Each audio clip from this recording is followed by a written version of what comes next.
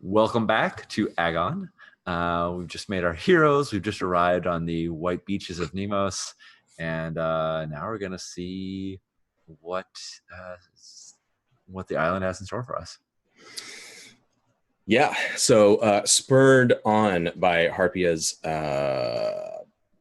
coaching, let's be generous, the sailors Incentivizing. Yeah, they row like they've never rowed before, slam up onto the beach, cutting a furrow through the sand. And above you, you see the white-pillared capital of Nemos, the palace and the Acropolis, the shining temple of Apollo with its golden symbol of the god catching the sunlight above it. And then in the valleys below, near the sea caves and sort of roiling around the low lands and marshes, thick green, purple fog that's running across the ground and clinging to stones, and it's this toxic looking cloud. And that's not right. Seems like a bad thing. Yeah. That sounds terrible. Let's go smoke it. Yeah. I really love that Harpia and Kythia like agree so much on things and with totally different intentions. I'm like, yeah, you're right. That sounds terrible. She completely agrees. Does not get the subtext at all. So we cut to making your way up the long steps through the city up to the palace. Servants run ahead to announce your presence. You're legendary heroes, after all. So you're going to be brought into the palace of the king and queen of Nemos. They want to greet you. As you're coming up the steps, you see funeral colors draped across the palace banners. There are wooden wooden platforms built out on the grounds in front of the palace, marked off with circles. Bare-chested fighters wrap their hands in leather. And some of them are giants, huge muscle-bound people. Some are hunched and seem to have too many muscles. Their veins strain under their skin, getting ready for some sort of games. And it looks to your eyes, like the funeral games for royalty are being set up and about to be underway. Let me just double check here. John, you're saying that some of these fighters are drawn by Rob Liefeld? Yes, exactly. Okay. Muscles on muscles, extra teeth. They conveniently turn so you can't see their feet or hands. Perfect. Okay. Yeah. Just checking. Yeah. So the funeral is underway. When you arrive, you realize it's for the prince of Nemos. People are whispering as you approach. But you're greeted as heroes as you arrive. Someone calls out your names. War leader Kythia, daughter of Domina. You're announced. Monster slaying Kyria, granddaughter of Hecate. Beast hunting Helena, daughter of Artemis. And clever-eyed Harpia, child of Eris. And the servant's voice booms out through the palace. You're greeted by the king and queen. The king as an older man, stoop-backed with a long white beard. The queen, at first glance, appears to be his equal in age, but as she turns and the sunlight catches her face, you see she is very youthful. She's just wearing that old makeup. Skin is quite radiant, and she's strangely young seeming. The king and queen invite you to join in the funeral games and to pay homage to their fallen son, the king's son, I should say, the prince. But you are not allowed to pay respects to the body of the prince, which would be normal custom where you come from. The high priest, Harkon, shaven-headed, wrapped in a black toga, he insists that ancient tradition, perhaps you're not familiar with the ways of Nemos, but ancient tradition bars anyone outside the royal family from viewing the body. But by participating in the games, you will do honor to his life and his spirit. That might be carried to the underworld in glory. That smell a little weird to anyone else? Oh, yeah. No. That sounds real suspicious. Yeah, weird, World Leader Kythia's like, Harko, don't worry about it. Back in ye olden times, that may have been what it is, but it's okay because we're from now. So we know. No. I love it. I just got your character, Sean. It took me a second. Before this, I was like, oh, you're the wise war leader. You've got like, words of rulership and wisdom and authority. And I'm like, nope, you're like a football like quarterback. Got it. Yeah. If we were playing together at the table, I would lay out these 3 cards for you here for our one-shot method here. There are sort of 3 obvious approaches that you might take. You can do whatever you want here as a heroic band. Currently, Kithia is in charge, and it sounds like Kithia might have some ideas about what she wants to do. But these are kind of 3 obvious contests, obvious directions you might take. It's up to you what to pick, or if you want to go your own way, that's fine too. The first one is to confront the court and discover what happened to the prince. Fuck taboos. We're heroes. We do what we want. You can take that approach. You can try skullduggery if you want to, maybe something's up here and we're going to be sneaky about it. That's another obvious path to go. And the other obvious thing is that there's a real shadow in the king's eyes. The queen is a shining figure of poise, lending strength and regality to the affair. The high priest is somber but composed. But the king, really, you can see in his face this deep grief that's struck him, and his heart is broken. So that's another track you might choose to take if you care about the feelings of the prince's father in this moment. You might reach out emotionally. I sure do, but also this seems really suspicious, and I'd like to figure out what's going on with why we can't see this body. Yeah. So here's another thing that can happen. So Sean's character is currently the leader, so to speak. But like most role-playing games, when you say what do you want to do as a group? The answer is these 2 things, we split up. So you can totally do that. That's fine. It's technically up to Kithia to corral what you're doing, but you don't have to pick one necessarily if you want to try to accomplish things. So theoretically, as leader, I could say we're all going to do this thing, and because you've appointed me as leader to do that, or we're going to split up and do these other things. But also, as one of the strengths of bonds is that you can take the lead. If you have a bond with Kithia, you can say, I'm going to call on this bond, and then you become the leader for the moment, and you decide not just what you're going to do, but what the entire band is going to do. So if I choose something that is totally objectionable to everybody, we can talk about it, of course. But if you really don't want it, you can be like, nope, I'm spending a bond. You can do what I say. You can also say I wrestle Kithia into a barrel and roll it into the sea. So that, you can try that too. Yeah. Always an option. Then we get into the let's roll to see what we roll. Yeah. I'm not a fan of. It's doable, but we should save our roll resources for sure. So Kithia, even though Kithia is talking to Harkon, her words, because they boom and they're meant to be heard. Her words are meant to be heard by the whole court, and she is using at least the direction I'm going is that Kithia is using Harkon as sort of the sock puppet to for her to speak at. She's not really listening to anything he's saying, for everyone on the court to hear that this is nonsense. No. You don't know what you're talking about. We're big damn heroes. And so she is confronting the court to discover what happened to the prince. Essentially saying, you might think regular people, of course, you would keep out. But maybe you didn't hear your herald just a moment ago when he announced it.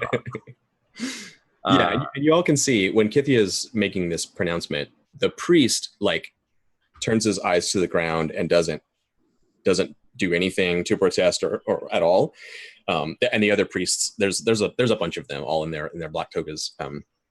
They're around the room and kind of not barring your path to the prince's body, but they happen to be standing there.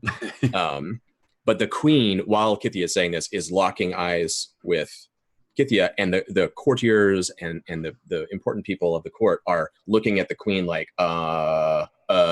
you excuse her? Is you're just gonna let her talk to you like that? And you can see the queen just getting ready to be actually, and just come back as the ruler of the court here. Right.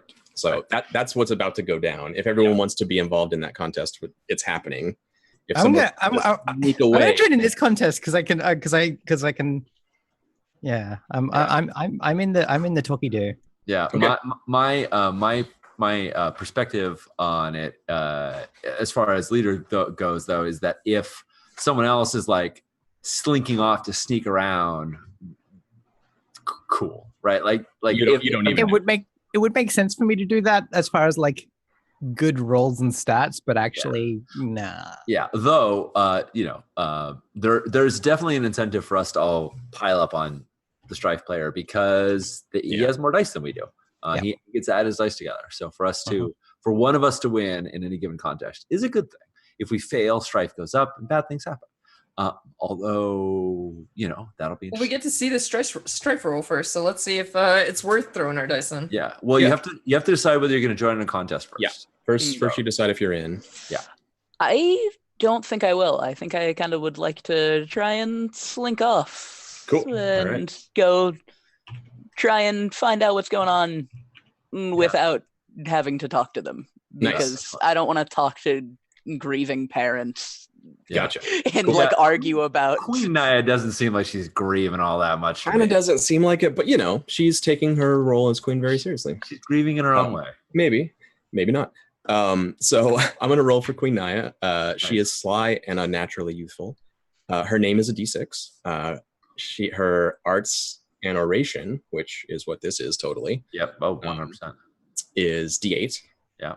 And she has the strength of authority because she's the queen. So she has a D8 authority. So I'm rolling 1d6 and 2d8 plus the strife die. And she looks, she's barely containing like a fury, perhaps. She's not like offended. She's like about to, make some kind of pronouncement that you don't want to hear. Okay, that's real good. That seems like a high number. I got an 11. Yeah. So good luck to everyone who wants to stand up to the queen. Good luck. Big deal, right? Just beat that. NBD. Yeah, so you guys have fun with that. Yeah. All right. Ash, if you have something in mind, feel free. I'm Okay, so my thing is that I'm gonna start talking about like I'm like the games are on. The games are to honor the prince. Do we know when we pour water when we pour wine for the gods? Do we not expect them to watch? When we do things to honor our kings, do we not expect their eyes to be upon it? How can there be games without the prince present to view them? If he is not there, is he truly honored at all? Nice. So, yeah, that's great. Bring the prince out, please, so he can watch out. the games. Yeah, and it's kind of a trap of logic in a sense. Like if you really believe, then you would do this. Nice. Can I get my cunning die? It sounds like it. Totally. Yeah. Very cunning. Cool. Yeah, you gotta bring him out and like weekend at Bernie's him around. Yeah, exactly. We've got to wobs him. Yeah. All right, so that's D6 is my name. D6 is my arts and oration, but my cunning. Got that D8, right? Mm-hmm. Oh, that is only 5. That is a pathos. We should prop him up on sticks. That sounds holy. Yeah. Options. You can spend 2 divine favor to reroll all your dice. And you can. It is for 11 glory, so that's it's kind of a lot. Yeah, but like I can't actually hit it. You can if you max out on a die, you can spend 1 divine favor to unbind that die and re-roll it and add it to it. So if you get an 8, for instance, then you can roll you spend a divine favor to add another D8 to that total. Yes, there are exploding dice, but you pay divine favor to explode them. Yeah. That sounds risky. Also, you can wait to see how I do. Yeah, let's see how you do. Like, that's all right. So good luck, Sean. Yeah, thank you. Ash, what are Harpia's I know she has cunning, clearly. What's her other strength? They have cunning. Sorry, thank you. What is their other strength? Wait, no, I have cunning bumped up, so that should be a D10, shouldn't it? Yeah. Yeah, if you have it, that's your only one. All right, sorry, I messed that up. That's fine. Roll your roll a D10. Yeah, just roll a D10. see what happens. All right. Good. You had, That's a what 1 in, you had a happens. 1 in 10 chance. It was. It did not aid you, but it might aid me because I'm calling, since I have Mortal and I have a bond with everybody, I'm calling on my bond with Harpia.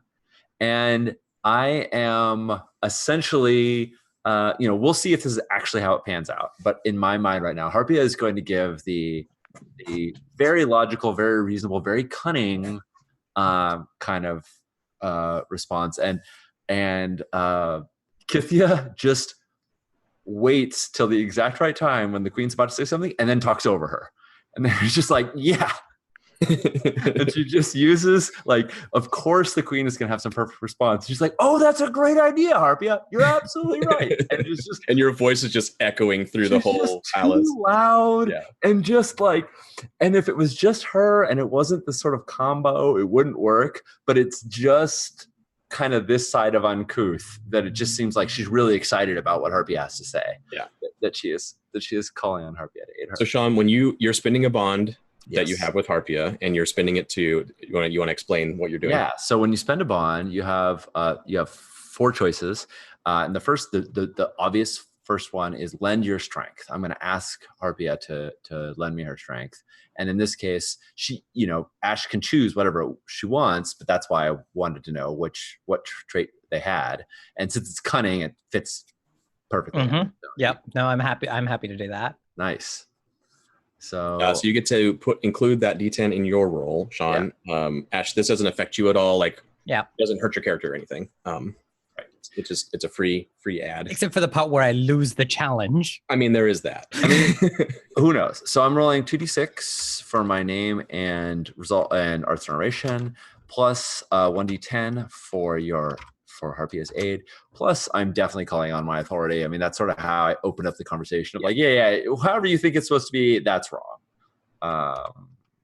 And I was bouncing off that to a certain degree as well. So, like, yeah, it makes sense that I'm helping, or I'm really helping you. Nice. Okay. Okay. Oh, I got a 6 on that d6. 6 on a d6. You got a shot. It's not a good one. But spend the got a shot. So it costs 1 divine favor to unbind a die, which is what we call exploding a die. Yeah. So you roll another d6 and add it to the 6 you already have. All right. Nope. And an 8. Uh-huh. And not an 11 yet. Oh, but I want this. 3 pathos to add my strife die to this total. You're going to spend 3 divine favor to add your pathos die to your roll. Thank you. I said all the wrong words. Yes. You just to reiterate, because I said it completely words. wrong. Yeah. So through, I was just like, yes. So, but 3 divine favor, you have the option. Still not a sure thing. You have a 10. You have an 8. You have an 8. Yeah. You need a 3 or a 4 on your D4 pathos die. Yeah. So by spending 3 divine favor, you get to roll your pathos die and add that number to your current result. Actually, I'm probably going to end up spending a lot of pathos on this, so I'm going to back that up a tiny bit. And I'm going to say, I've only spent 1 right now. I'm going to spend 2 to reroll as many dice as I want. Mm-hmm. And I'm going to reroll my... the bonus reroll die, but not the core die? Yeah, you can roll any dice. Yeah. You get to pick. Yeah. So I'm going to reroll all the dice that weren't a 6, essentially. Yeah, cool. Gotcha. And I'm going to, so that we know which die gets added, I'm going to do it separately. So I'm going to roll a d6, a d8, and a d10, and then I'm going to roll a d6 separately, just so that we all know. Easier to do in person, but we'll do it in person where you're just picking up the dice. Exactly. It's okay. Yeah. All right. So that's a 7 on my D10. D10. Oh no, D8. Yeah, you're right. Yeah, it doesn't help me at all. And now I'm also going to roll the d6. 5 or 6, 1 and 3. This is not bad. Yeah. This Not is bad. what I feel like. Gosh. All right. Okay. It's okay. I was expecting this. I'm going whole hog in this, and I'm right now currently at a 9. You have a 9. All right. 3 pathos. Roll 1d4. 3 divine Can you favor. reroll multiple 3 divine times? favor. 3 divine favor. Yeah. I could spend 2 and just keep rerolling, but And this is a little hitchy. Like again, in person, this is Probability in my easier. head. But because Sean already paid to reroll, he can reroll this die that he's about to roll. Thank you. Because the reroll is in effect. So you get 2 chances to not roll a 1. There you go. It only took me 6 divine favor. Half of all the juice you have. This was the most important role for me in the game, which was to tell the queen to stuff it.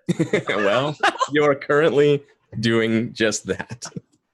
So everything else is really, I could take it or leave. The 11 glory is nice, but I think every time she goes to say something, I sort of cut her off, and then I apologize profusely, and I'm like, oh, I'm so sorry. Say what you were going to say about how we should go pay our respects to the prince. And I think I'm just weaving in just a little bit of Harpia's cunning and my authority to the point when I finally do cede to her, there's just no choice but to say, of course, because you're these great heroes. Well, I don't know. I mean, Kyria hasn't rolled yet, so. Oh, I don't think Kyria's. Oh, you're not in this contest, right? No, I am not. Oh, No. okay. Yeah. It's just Okay, sorry. Are you slinking off with me somewhere? Yeah, sister. Yeah, That sounds gay as heck. I didn't mean to be presumptuous. I'm all about that. All right, so sorry, I cut you off, Sean. Yes, so you cut her off, and so do you want to? You get the cherry on top, right? Your best, so you get 11 glory. Taking it. Ash, unless you want to spend a bunch and try to catch Sean's 13. No, I'm help. Yeah, take your pathos D4. Your pathos goes up to D4, or up from wherever it was. So yeah, what's the cherry on top here, Sean? I guess the thing I want to know is, do you just shut her down completely and say like, we're doing this, and go off and do it, or do you like force her into a corner where she has to say, okay, you're the heroes, fine? The latter one. Yeah. Okay. I call upon what Harpia said as this such obvious thing. And I just keep saying that, like, because we love the prince, and they announced all of us. Did they I'm sure they announced the prince's name at some point. They said yes. Who died? What's the prince's name? The prince's name is Nisaeus. Yeah. So I just keep saying Prince Nisaeus over and over again, to the point where it's like, let us all agree that we love Prince Nisaeus for the great, things that he's done for Nemos. And to the point where, like, she can only say, yep, we love Prince Nisaeus. Like, to refuse me would be saying that she didn't love the prince. Is the totally corner gotcha. I try to box her into. Nice.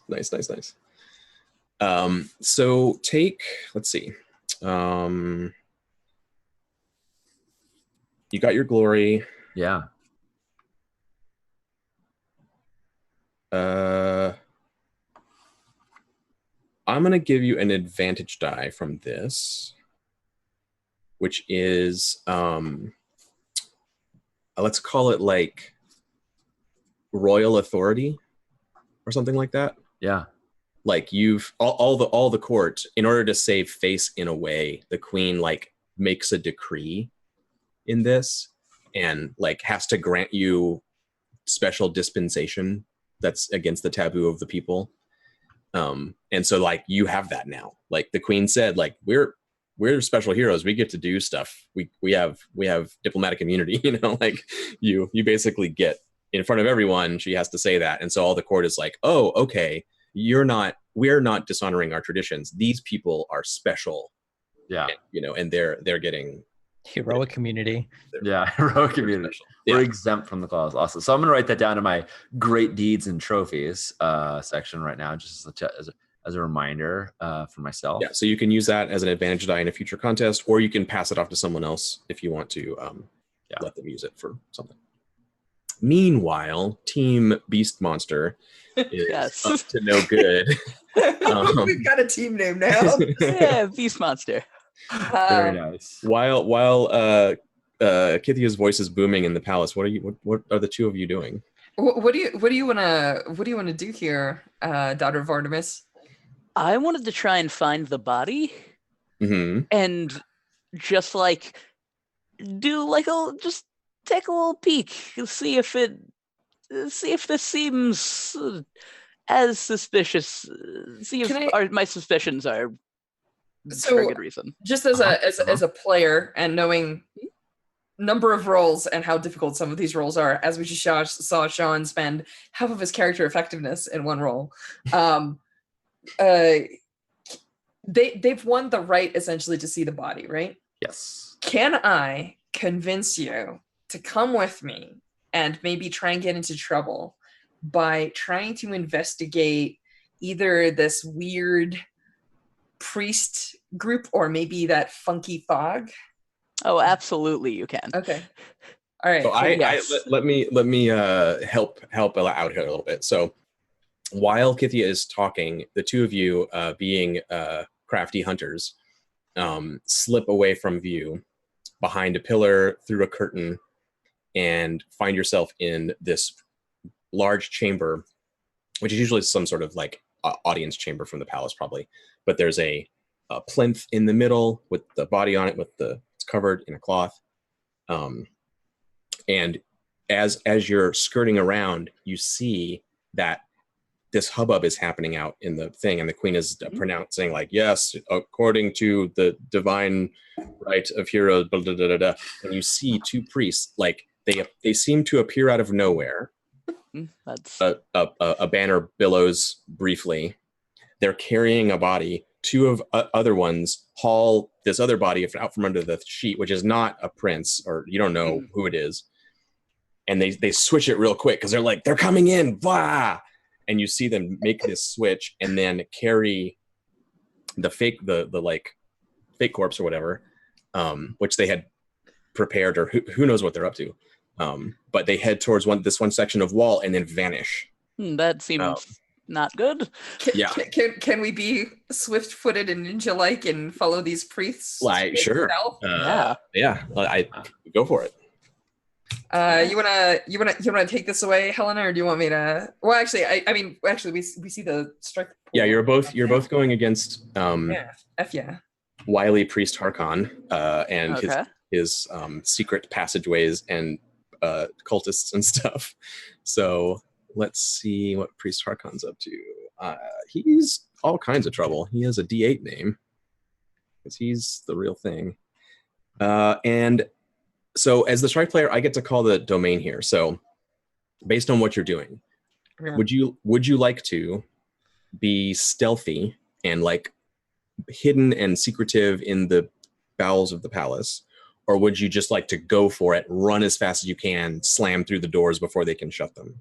Sneaky. Yeah. Okay. Cool. It's worse for a die pool, John, but I feel like story-wise it's correct. Sure. It's totally up to you. So it'll be craft and reason, which is also, I'm very good at that. I'm good at that one too. And I'm also cunning. So I have 3d8 to roll. Sorry about that. You're welcome. I didn't let him raise the strife die. So that's true, actually. Yeah. That's a good point. So yeah, as you're doing this, you realize like the curtain moves, everything's vanished. The cloth is just like realigning itself over the prince's body that they've switched back because now they know someone's going to look at it. It's got to at least be the prince. Yeah, exactly. And they didn't notice you yet, but in the stillness of the palace here, now that is over, you have a beeline on like where they went to disappear to, but you realize in the moment, you just have this feeling like 1,000 eyes watching you, you know, like you don't feel like you're just alone in a building. You're like, it feels like you're in the woods, you know, and who knows what's happening. You get that sense. But I only get a 9. Okay. So let's go for this. That's not terrible. That's doable. I mean, sort of. I can't roll a 9, so hey. Sarah, you want to roll your craft and reason first? Yeah, let's go. I personally think your precision might count here. Yeah, I was thinking that as well. Because like, you know, being precise with how I'm moving and how I'm placing my feet too. Sure. I could also just imagine something small object flying through the air and just catching the door right before it closes or something like that. Ooh, yeah, that does sound super cool. Like I quickly, cool. Pull out my bow and shoot an arrow to like just like into the door to keep it from closing completely. Yeah, that's pretty badass. Yeah, I like that. All right, and then I've craft and reason. I've got a D8 on that one. Oh, nice. I forgot you had that from your character. And then also precision is a D10. Yeah, well, you are very good at this. Hopefully, and then I add K1 to the end. Yeah, without a space. Just it means keep the highest one. Yeah, I did it wrong still. Okay, this is. I'm learning. Yeah. It's a whole thing. Roll20 syntaxes. All right, so it's /R and then space semicolon. No semicolon. It's a curly bracket. Curly bracket. That's Yep. Yeah, I typed in the right thing, said the wrong words. All right. Right. And then D6. Okay. Or 1d6 26 plus. plus 1. Yeah, it seems weird because you're not actually adding, but I know. Plus it's 1d10. All right. Plus 1d10. Thank you very much for the help. No problem. Then you do the other curly brace and you write K1. No space. Yeah, there you go. I did it. The D10 betrayed you. But okay, that's good. You can unbind that 6. Yes, I will absolutely do that. All right, cool. It costs 1 divine favor. All right. And then you can just /R space D6 and it'll roll another one for you. Oh, that's an 11. Nice. Okay. Can we at least succeed? Now let me see how much stress I give you. I'm sorry, not place. Cool. Right, I think I pull that panther skin cowl on and I slink, and the properties of the cloak are making me extra sneaky. So I'm gonna try this and probably fail horribly. Yeah, that's cool. About them pathoses. There's no that roll. That is a 2. That is welcome. I mean, welcome to a higher pathos die. Yeah. So Tara, you get the cherry on top here. You succeed, and you're gonna you're basically going to infiltrate the cultists' lair at the palace, and it's up to you. You can say how you do that. All right. Also, I mark 9 glory for that. Oh yes, right. Very important. You mark 9 glory. All right. Cool. I'm also going to give you an advantage die for this. The advantage, let's call it something like secret passages or something like that. Like you figure out that there are these secret passages all through the island. There are doors everywhere that you can. That's super awesome. Yeah. All right. Yeah, I'm gonna say I knock my arrow and shoot that into the door to keep it from closing completely, and we slink in and then just kind of get behind whatever cover may be available to just kind of watch this room now. Yeah, when you get in there and like you can tell that through some sort of clever building apparatus, like there's a screen of metal with little tiny holes in it that looks like the stone wall, but when you're on the other side, you can see into the room. And on this side, you hear the priest's footsteps, bare feet padding down on stairs, and you see there's a stone staircase that goes down behind the wall. You hear other doors whispering open and closed as you go, and then just craning your neck around the corner, you see this staircase winds downward. There's sconces in the wall to light the way, and you see the light flickering and reflecting off a pool of water. You hear the dripping of water, and you hear a few priests bickering in that moment. And one of them is saying, "These heroes will surely discover us. We must take action. Bring the darts. Yes, I will get the darts." And they scurry, and you hear these noises of a case opening, and then like stoppers coming off of vials. Oh, that's never good. The noises of dipping into poison. What is the sound of dipping a dart into poison? Yeah. What is that noise? Well, squelch. It's probably paste-like. Yeah, they're having a little like, okay, we're ready. We're ready to strike. At Harkon's order, we will strike. So that's well done. That's you. Okay. Can I ask for a thing? Oh, sure. Since Helena here is a ninja, I asked my sister if she can, once the priests depart, because I assume the squelching takes a while and then they go somewhere to use them. Then they like fan out to go hunt for you. I don't know if you can bring me some of that paste. I can make ointments and salves to protect us, potions to protect us. My mother or my grandmother basically has taught me things like that. So can we acquire a sample here since they're... It's up to Helena, but you have run of the secret corridors right now. So if you want to, yes. Oh yeah, that sounds super cool. That seems like a useful thing to acquire, is vials of presumably poison. Yeah. Yeah, if you just go down the steps a few feet, you sort of practice a bit and then realize how to open these counterweighted stone walls. They just swing and you push them the right way. And sure enough, in there they were in great haste. They just threw open these supplies, presumably dunked a bunch of darts or weapons in this poison, and then ran off. So there's a bunch of vials open on the counter, and there's poison liquid splattered everywhere. And there's another staircase here that goes down, and it goes through a carved doorway with serpent sigils twining all around the top of it. And it looks really old. It's all like worn away, like it's thousands of years old. Snakes, you say? Do they have heads? They do have heads, yes. Okay. But yeah, you can snatch up the poison vials for Kyria to use in her special alchemy. Cool. Meanwhile, upstairs, the other team Loud Voice is has Priest Harkon has head down, eyes on the floor, opened the curtain. All the people in the court avert their eyes, as is tradition, and Harkon acts as if he's like letting you pass through to go in and observe the body alone. Mm-hmm. But then as you do that, he neatly steps in behind you and the curtain swings behind him and he just puts his head down like he's there to like be the officiant or something. Mm-hmm. You won that contest, Sean. So if you want to just be like, nah, and like shove him out, you totally can. But he tries to just like stay in the room with you.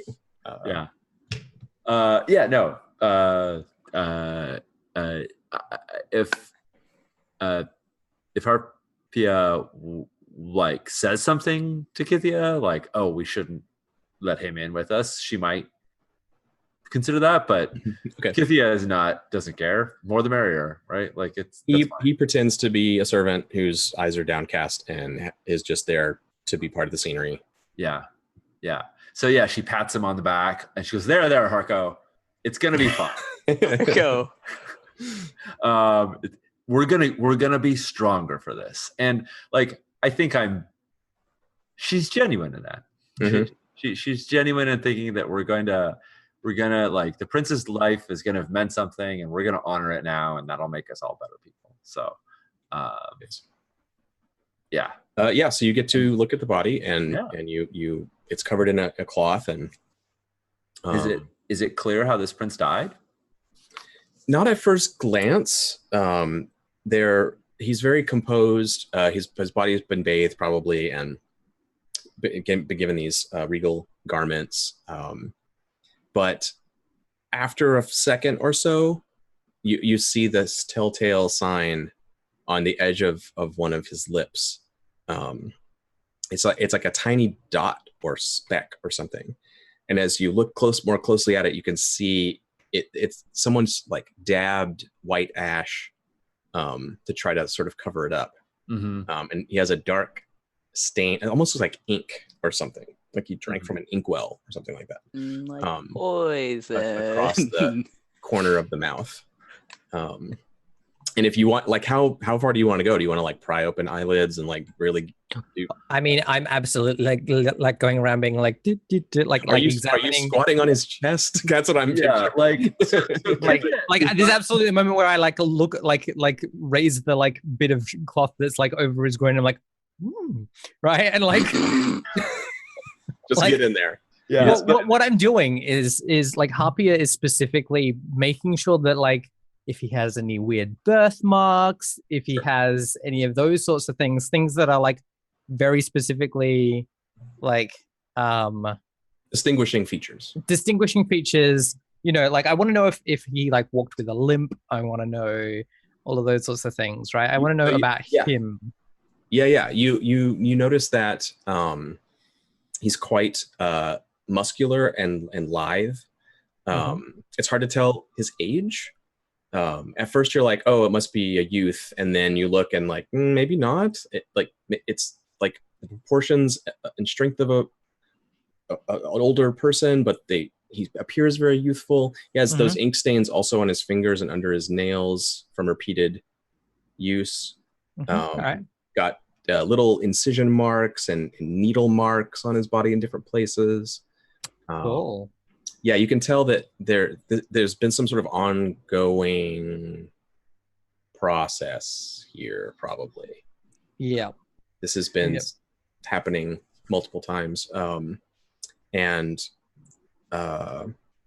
when you look at the eyes, they're bloodshot, but the veins are bright green instead of red. And just to be sure, I just pinch his nose for like a minute. Sure, just to be sure.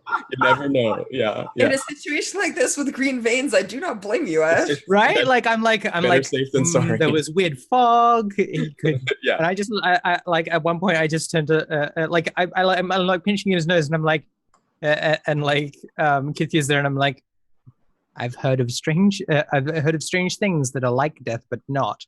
Yeah. Well, that's the funny thing is that Kithia. And then I'm like, after a minute I'm like, no, he's dead. I love it. Well, Kithia, for being a complete like brute about getting her way in here, was actually fully genuine in that she wanted to damage. So she's not doing any of this. She's like, I mean, are you kind of slightly horrified at my disrespect for the body?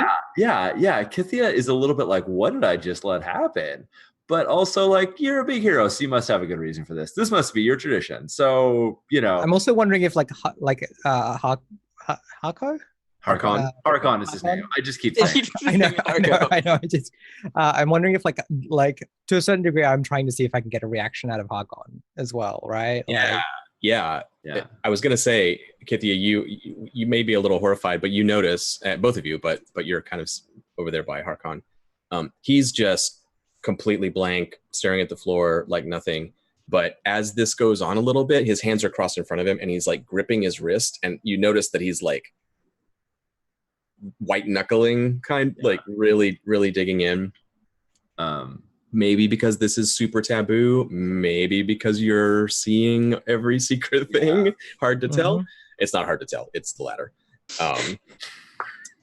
So yeah, he's trying very hard to just be completely meek and mild, but you can tell like his whole body language is, my plans are unraveling is what's happening. Yeah, I think I just turned around at him and I'm like, so who poisoned him? Oh dang. And I'm like, it was a very good job. I can see he's very dead. He immediately looks up like it's like Moriarty, you know, like it just the game is over, you know. Yeah. And he says, the prince did it himself. He had to keep up, you see. Right. And like Harkon kind of like arcs his head, and outside you hear the fighters starting up and going at it, and you hear this thunderous punch, like, and someone shatters a block of stone, and the Harkon kind of cocks his head and is like, greatness here can be achieved in many ways. I think Kithia does finally like touch the body, like she's actually, and she holds up his hands, and I think you see, like you said, there's like the sort of ink stains under his nails, the like seem indicative of someone who was working with these substances, not someone who was, you know, stung with them. Does that seem? Oh yeah, true? That's definitely right. Yep. Yeah. But he was also like, injecting himself with them, it seems like, or something like that. Yeah. Perhaps injecting himself. Perhaps. I mean, injections are probably kind of a weird thing, anachronism here, maybe. Well, like you said, like piercing. You pierce yourself with. Yeah, he's using a needle dipped. Yeah, something. Yeah. Right. And. Oh, by the way, the two of you, if you want to reemerge, you are free to, or if you want to disappear further into the labyrinth, that's fine too. No, I think we'll reemerge. I might want like a super brief roll / scene to deal with the poison if that's okay, but yeah, you may do that whenever. It can be a flashback if you want, but that sounds even better. You're gonna do something with the poison. Got it. Yeah. Cool. Yeah. So while I'm this totally is cool with reemerging. Okay, cool. Thank you. So while this is happening, the two of you silently reappear and step out of the shadows. Yeah, and to his credit, Harkon doesn't go, son of a bit, like he just goes like, okay, it's worse than I thought. Right. Like they just came out of one of my secret doors. Yeah. And his back is to the curtain, and you can hear the queen outside saying, as soon as they're done in there, I'm confident the heroes will join us in the games and to honor Nisaeus. And Harkon raises an eyebrow and like starts to back out through the curtain, like yeah, well, you know, we're done in here. Yeah. Yep, So time to move on. that's perfect. I want to grab Harkon by the hand and be like, "Hi," because he was introduced as the priest, right? Yeah. Lead us in a prayer, Harkon, to pray for the Princess. I grab him by the hand. I want to pull him over so that because Kithia is not disingenuous when she said she wanted to honor the body. I don't know if this is going to buy anybody time that they need or not, but it's important to her. She's not going to leave without honoring Nisaeus, even though he maybe got himself killed. It's important to her that she's doing this thing. So yeah. So I'm like, lead us in a prayer to honor, you know, the prayer your ways to honor the fallen prince. Let's speak tell the gods of his great deeds. Let me ask you as a player, Sean. Yeah. Like, is it important to Sean, the player, that this priest leads the prayer? No, it's not important. Okay. I think if there's a problem, I'm just going to point out that my grandma is Hecate and I worship Hades. I am all sorts of tied to the underworld. As a matter of fact, on our boat, I probably actually do the prayers and the prep for the dead. Yeah, so let me rephrase that to say, tell Kyria of his great deeds so that she may lead a prayer to honor him in his passing. Like, because we don't know Nisaeus's deeds, right? Like we are strangers to this island, so I think he can still speak of his great deeds, and then you can lead the prayer. I also wouldn't mind hearing, like, there are ritualistic phrases and things that everyone uses. I want to sort of identify which gods he either represents or respects. Yeah. I'm not trying to be like offensive or anything. Just like whatever he says, I'm just listening to and seeing if anything falls out. Yeah, let's do a contest. It's Resolve in Spirit. Why you do this to me, John? I don't want to do a contest. I can't roll today. Yeah. So Resolve in Spirit against Harkon, right? To get him to kind of, yeah. So he's sorry. I just want to know what are we trying to get him to do? So I think that he wants to do something secret priest cult right now in this room because he's been given this sudden opportunity to do it. And it looks like no one's going to jump up and slit his throat. So he's going to invoke his god, whoever that may be, which you will discover through this. And it sounds like you're just putting up Kyria to like, oh no, our god person will do that thing, and our gods will take control of the situation, not yours. Cool. So one of the things what's interesting to me is that if I decide to join into this contest, I'm trying to work out how his weird god potentially involving poison stuff. I'm more trying to work out how it works. Yeah, that's fine. So that's totally fine. I think that's what all of us are doing. Is we're forcing him to basically flex his god, and we'll flex ours, and we'll see how it goes. Right. We want to see what alliances he has and where he stands. But yeah, and you're kind of playing into his confidence too. Like he's like, okay, I'll invoke my god because awesome. You're screwed if I do that. It's funny that you say where he stands because I am sort of seeing the gods as like JoJo stands, right? Like, show us the shape of your stand, mofo. yeah, exactly. Cool. All right. Well, we've seen it before. I'm also gonna join in on the I feel like we're prayer, all part of this. Just to kind of show us what you got, John. Show us what you got. Yeah. Oh, let's see. So do I have anything else on my side here? You think you're such a big sexy god? Ooh. I have a special ability. Ooh, that's not a good thing for us. I don't think it's happened yet, actually. I really want to use it, but I don't. I feel like you're facing him directly. Yep. So I can't technically use it. I really want to, but that's okay. Ninja assassins. He has a special ability that raises the strife die when this thing occurs. It's real bad. But let's not do that. a face-to-face showdown doesn't really do it, so it's fine. Yeah, and it's a legit showdown. We're not like trying to stab him in the shadows. Yeah, he basically wanted this to be over, and like you had a free pass to leave the room and go on to the games, and he was going to slink away probably, and you're like, no, it's not over yet. The gods have to deal with the spirit of the dead. Yeah. And he's like, okay, yeah, let's do it. So I get an 11. Oh Right. God, that's high roll again. Just to clarify, his resolve and spirit is also D8. Yes, it is. Yes, it is. Alrighty. He's all kinds of trouble. He is all sorts of trouble. So we got to end him. Well, I kick this thing off, so I'll earn Pathos first. Because as much as I kick this off, I don't actually care about it. Like, Kithia will be content with him doing the secret god thing, and Sean is fine with whoever does. So I'm going to roll 1d6 for my name, 1d6 for my name, 1d6 for my resolve and spirit. I'm definitely bringing in my authority, and then I'm like commanding him as the priest to tell us of his deeds so that we can lead a prayer. I think. Yeah. I would say even that he's submitting to that authority. I think he's like, yes, okay. Yeah. I will do that. And I want to talk about this royal authority advantage that we have. Mm-hmm. What's that advantage die look like in this contest? I mean, so the way advantage dice work is they are a die size equal to the fictional positioning that you are in when you use them, and how you use them. Right. So how do you want to invoke royal authority? Right. So I think that my understanding of this is that Queen Naya is the one who bequeathed us this advantage, right? Like it was what she said that made it. Y'all forced her into a position where the way for her to save face was to say, you are special, right?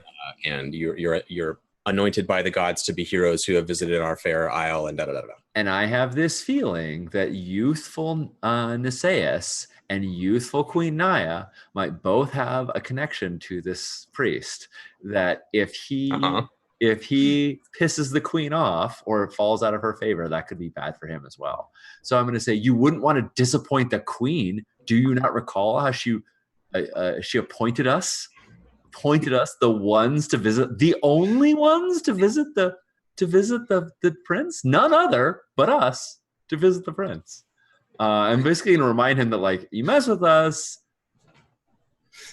Yeah. You know, she's gonna find out about heroes. It. Yeah, I'll give you a D10. Nice. And I'm also happy if someone else like really feels like because this is an advantage anybody could take. So that's my intent for using it. But I'm happy to give that D10 to someone else if they're like, oh, I got a good pool. I think I can do this. I certainly don't. Someone else is feeling strong about it. I'm feeling pretty strong. You're feeling pretty strong. I'm feeling pretty strong. Awesome. So John, I'm going to give that advantage. That. Yeah, you certainly can. You've already like pointed out your anointed, your chosen priestess in this situation. So yeah, cool. Strash, you can take that D10 instead. All right. So okay, let me roll my. Feel this a little more. So I'm rolling 2d6, 1d8 for authority. Okay, 1. Yep. 6 pathos. Fine by me. All right. Strash, it sounds like you have a good die pool. Maybe you should go ahead. No, I don't have a great die pool, but I'm gonna bring some stuff in here. Yeah. I feel like I should roll last though. Okay, that's fine. Is that cool? Yeah. Tara, do you want to go? Yeah, sure, I'll go. Yeah, I have a super terrible die pool here, but it's fine. I'll take. 'It's gonna be 2d6 that's the whole die pool. Nice. Decision is not. Yeah. That's fair. Not really helping. It's great when you're trying to knock an arrow between a closing door, but. Of course, but yeah. Well, all right, let's go. I mean, Give me more 6. I mean, no reason not to open those up. Yeah, those on fire. So am I just gonna do another 2d6? Just another 2d6, but we'll add them on top of the others. So yeah, 5 on top of a 6 is an 11. So you got a hit. Yep. That is currently winning with an 11. All right. All right. Well done. Here we go. Okay, well, we will get back to that. Holy crap, that was amazing. Nice. I'm trying to work out what my approach is here, because like I'm trying to learn. What I'm trying to do specifically is like make the connection between his religious stuff and the weird poison steroids. Yeah. And so I think Polaroids. Polaroids. Venoroids, yeah. Wait. And I'm like, so as whatever he starts talking about, right, I'm gonna be like, don't worry, I'm gonna be like, if only we had a snake. Oh wait, right? And like, like having a snake with venom and like being and what I'm going to do is I'm going to be like, I'm going to imply that this is part of like the thing that we're all doing, right? Where I cut my hand and like drip venom onto me. Yeah. Ooh. Yeah. From my live dead headless snake. That's part of what we're doing. That's part of what we're doing. And I want to see him be like, and I'm trying to get him. What I'm trying to do is trying to like chicken in him into using his own like super venom. Yes. Whatever. Yeah. I get. Yes, that's great. That's super good. And this is a gift from the gods. So like. Kithia is definitely like when you do that, she's like, oh yes, a gift from a gift from the gods bequeathed upon us just as we arrived on that. Like during this situation, which to Harkon, this is like a real bad day so far. Yeah. And then someone pulls out a headless snake out of their cloak, and he's like, what the fuck? So all right, Harkon, do you want to play poison chicken? All right, good luck. So it's a D6 for my name. It's a D6 for my not being good at this, and resolve in spirit. Yeah, and your cunning D10, of course. And my cunning D10, obviously. Look, I've got a D10. I'm gonna fucking use it. Oh my goodness. Okay, this is our on fee, right? That's 2 6s again. Yeah, I'm gonna spend a divine favor there. One divine favor. Let's just just happening. Watch me roll like not above a 3, which is my motto so far. Yeah. Okay, I haven't beaten. No, you haven't beaten either of them. You got it. No. 9. Yeah. 9. So the point here now is like you're going to suffer pathos and get no glory. But if you bring your pathos die, you might be able to get that up high. I mean, this is 11 glory. Yeah, exactly. What am I at? I'm at 9. I need to get 11. You can spend 2 to re-roll those 2 again, and your D10. And the D10, yeah. Which is probably better than. I'm gonna spend 2 to do that. Yeah, sounds good. That's so that's basically the same. It's the same as your original roll, essentially. Yeah. 2d6, and I'm not going to do the keep high then because I need to do the just do them. Yeah. Oh my god! Oh all right. No! Actually, worse. And how much is pathos? 3. I'm gonna leave it. Okay. Do not get stuck in the gambler's fallacy. All right. Your roll actually got worse, so now your total was only 7, right? I am not as cool as my sister. She is shining bright today, but I'm gonna throw some dice. Oh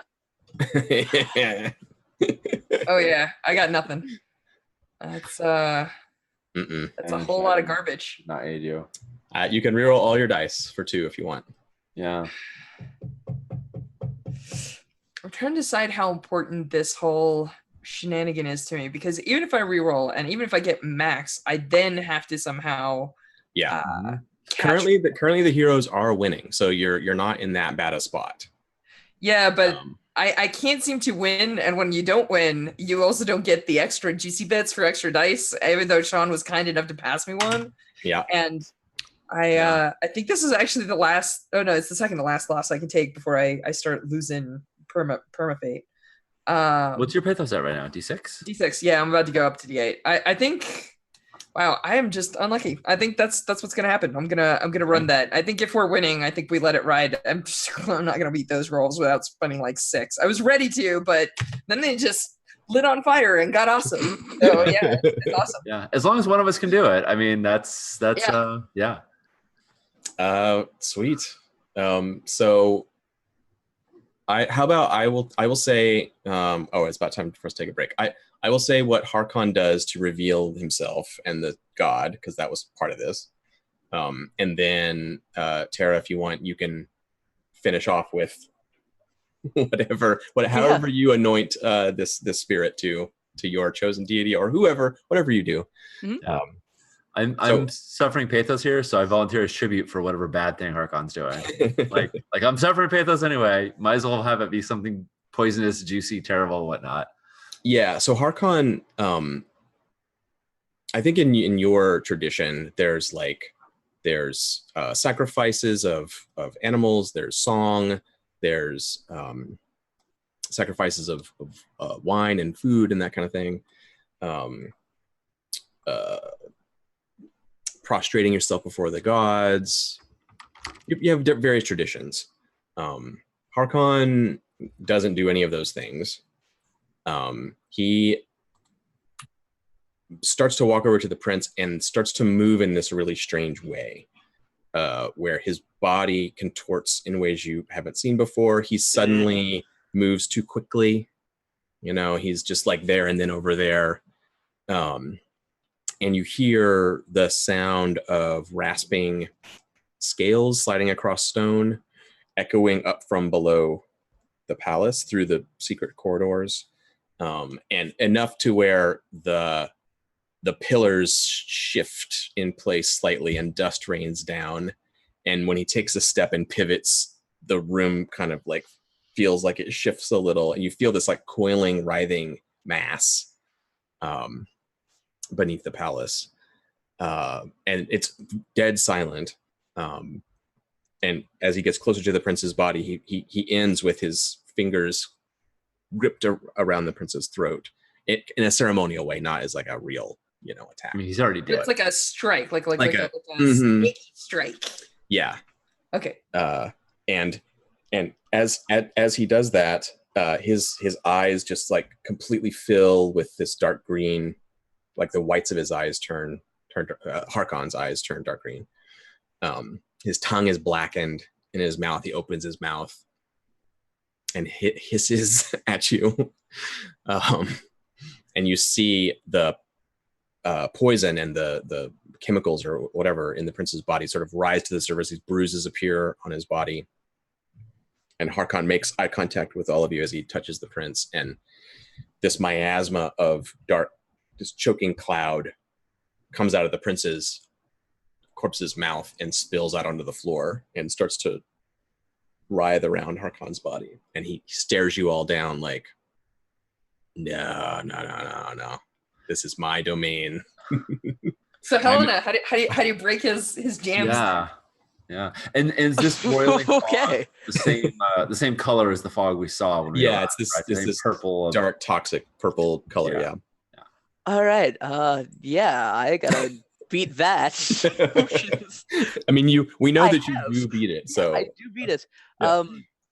I go, Artemis, please lead this soul to the afterlife, like an arrow towards its kill. And I'm going to like knock an arrow and just kind of just let it off into the air, like directly above me. And do like cool like magic god things happen? Yep. Yeah. I mean, does Artemis send like a powerful wind that blows this fog away? Or I think you pierce there's like openings and banners to let light into the room, and your arrow, like as it pierces the banner shreds into like dust, and the dust rains down onto the floor, and all the fog and stuff just vanishes. The bruises disappear from the prince's body and blow away in the wind from your arrow. And as the arrow passes by, it cuts Harkon under the eye across his cheek. Oh, good. And he flinches backwards and is like it's like a giant grabbed him and threw him to the ground. Like he's like pinned to the ground, like wriggling his limbs as the arrow shoots out and there's this thunderclap in the sky. Yeah, that's super badass. Take a bond with Artemis. That was awesome. A bonus bond with Artemis? Yeah. And like, if it's okay, like you won, so you tell me, Tara, but like the prince's spirit is carried away with Artemis's spirit. Oh yeah, for sure. Yeah, okay. Yeah, cool. Can I do one narrative thing? Since I obviously didn't do the cool god thing here, but I feel like I should at least walk up to the body and place the oboli on the eyes and, you know. Yeah, you can totally like do the proper respects. Yep. Yeah. Mm-hmm. Yep. And Harkon just can't move. He's like thunderstruck on the floor. And I got 11 glory from that. Yep. Mm-hmm. Nice. I'm up to 20. Nice. Like you do. Glorious. Yeah. Kithy is still holding his hand, and and she's like coughing and sort of broken up by this. But when she looks back at his hand after it's done, I imagine that those like ink stains that were on his fingers have disappeared as well. All that's been washed away. Yeah. Yep. That's I think just holding that is the important moment for her.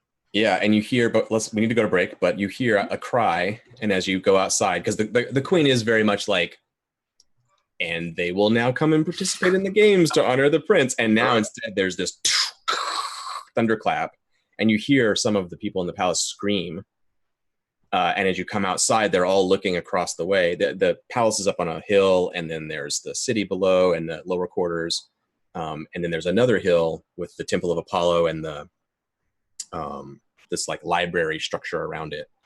And as the arrow fires into the sky, you see this golden light and the thunderclap, and the golden symbol of Apollo on top of the temple cracks in half and shatters and falls off the top and plummets down the mountainside. And the people are like, ah, and are like crying and running in circles.